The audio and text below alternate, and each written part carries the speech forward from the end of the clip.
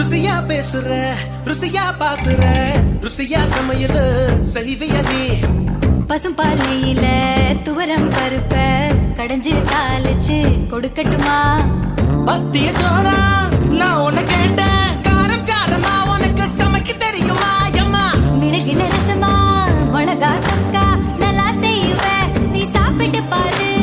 நண்டு வறுக்க தெரியுமா கோழி பொறுக்க தெரியுமா ஆட்டுக்கால நசுக்கி போட்டு சூப்பு வைக்க தெரியுமா ஏன் இடுப்பு ஓரமா இருக்குதையா காரமா கண்டு நீயும் குடிச்சுக்கா எடுத்துக்கையா தாராளமா கல்யாணம் கட்டி விட்டு ஓடி போலாமா இல்ல ஓடி